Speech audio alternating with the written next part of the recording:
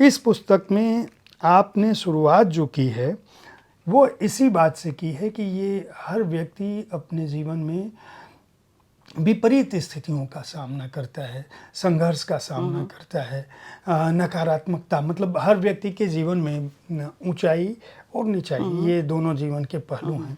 आपने यहाँ से शुरुआत की है।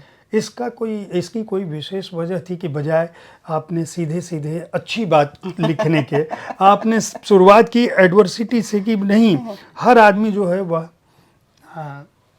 उसका सामना करता है, उसके जीवन में दुख संघर्ष का सामना करता है। और मैं जब इस किताब को पढ़ रहा था आपने बुद्ध का भी उल्लेख किया है, उनके दर्शन की भी बात की है। क्योंकि भगवत गीता का पहला चैप्टर है अर्जुन विषाद योग, तो भगवत गीता भी वहीं से शुरू होता है कि हर व्यक्ति का लाइफ में ऐसे सिचुएशंस आते हैं जब वो निराश हो जाते हैं और वो सोचते हैं कि अब हम क्या करें, कैसे आगे बढ़ें।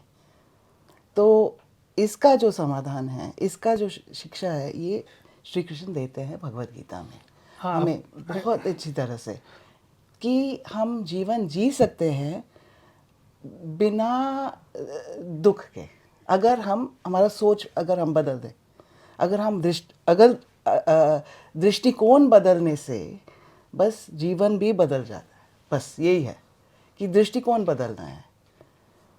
आपने शुरुआत की है श्रीमद् भगवत गीता के कुछ वाक्यों से, उसके बाद आपने उसको डिफाइन किया है, ठीक है, आपने उसको विस्तार से लिखा है। मैं चाहूँगा कि इस पुस्तक में जो उद्धरण आपने दिए हैं उनमें से कुछ बात, मतलब जैसे आपने ये बात तो कह दी कि हर व्यक्ति के जीवन में दुख होता है, इस बात से कोई नकार नहीं सकता, लेकिन किताब में एक बड़े खंड में इसको आपने किस तरह से निरूपित किया है, क्या कहना चाहती हैं कि हर आदमी के जीवन में दुख है, दृष्टिकोण को ठीक कर ले, लेकिन उस दृष्टिकोण को ठीक करने के लिए क्या करें? तो धर्म को निभाना है बस।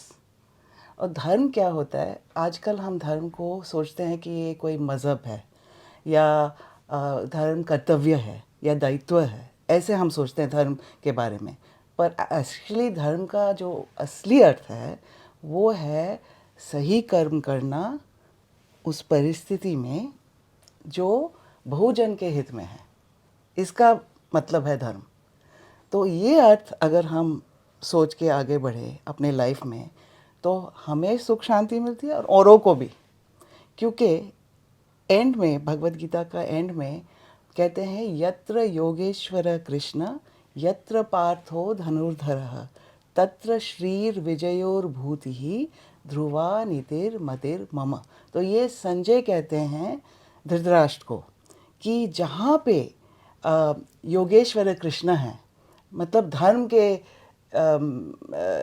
प्रतीक हैं श्री कृष्ण, धर्मराज है एक्चुअली।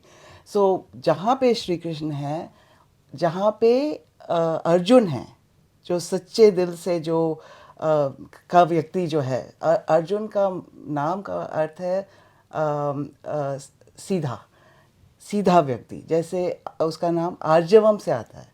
आर्जवम का मतलब सीधा, जो कोई टेढ़ा वेढ़ा किस्म का व्यक्ति नहीं।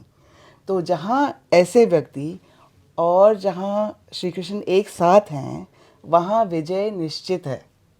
तो अगर हमें जीवन में हमें विजय चाहिए और हमें सबको विजय चाहिए, जॉब में विजय चाहिए, रिलेशनशिप्स में विजय चाहिए, सब में विजय चाहिए हमें, तो वो विजय तब मिलती है जब धर्म के आधार पे हम चलते हैं। और धर्म मतलब मज़हब के डेफिनेशन से नहीं, कर्तव्य तो है हिस्सा धर्म का, पर ये उसका पूरा अर्थ नहीं है।